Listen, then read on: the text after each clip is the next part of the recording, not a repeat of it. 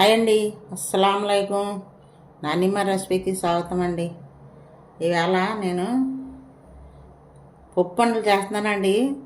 చట్నీ పప్పుతోటి. ఇగో నేను 2 కప్పులు ఇదిగో 2 కప్పులు. ఓకేనా?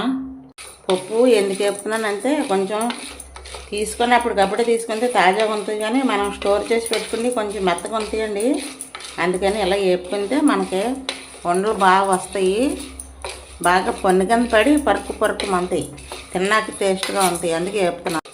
మా చిన్నప్పుడు అయితే ఈ శనగొండలో 5 పైసలకి 5 అండి. 5 పైసలు అంత పెద్ద గొప్ప. 5 పైసలకి 5 ఇచ్చేవారు.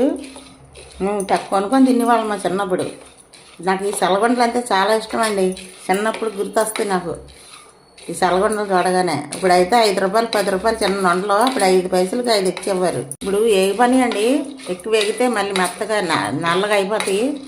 ఇప్పుడు ఏరే గిన్నెలు వేసి 2 కప్పులు పప్పు కదండి. ఇగో నేను కప్పున్నర బెల్లం చూసారా. ఇంకో కప్పు అరకప్పు కొలతలతో చూసారా. ఇంకో పావు కప్పు నీళ్ళు. ఎక్కువ వేయకూడదు, బేగ పాకం రాదు ఎక్కువ వేస్తే. ఇది ఒకసారి ఇలాగ వడపోసుకుందామండి. అవి ఇప్పుడు ఇది మళ్ళీ ఇందులో వేసుకుందాం. పాకం దగ్గర పడింది చూసారా. ఇదిగో ఇంకా మువ్వ కట్టితే దగ్గర పడినట్టే.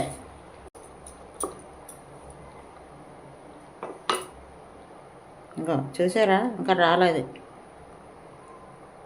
ఇది గట్టిగా ఉండలాగా ఉండాల.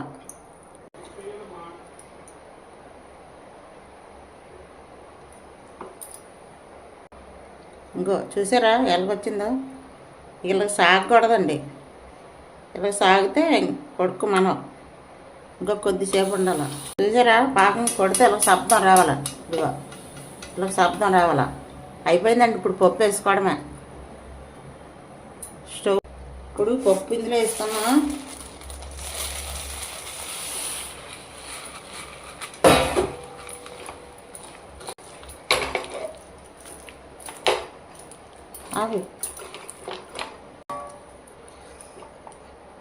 నేను దీనికి ఎండ రాసి పెట్టానండి. ఇగో ఇందులో తీస్తాను.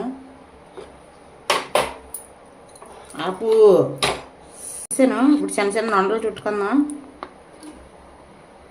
నేను ముందు వేయడం మర్చిపోయానండి. ఇదిగో ఇందులో వేసుకుందాం. అయిపోయినాయి అండి. చూసారా ఎంత బాగా వచ్చాయి. చాలా సూపర్గా వచ్చాయి. మీకు ఈ వీడియో నచ్చితే లైక్ చేయండి, షేర్ చేయండి, సబ్స్క్రైబ్ చేయండి. పప్పు పండుగ వీడియో అని నచ్చింది అనుకో, మీరు కూడా ఎలా చేసుకోండి. మీకు ఎలాగొచ్చిందో కామెంట్ పెట్టండి ఫ్రెండ్స్. బాయ్. మళ్ళీ వీడియో కలుసుకుంటాను.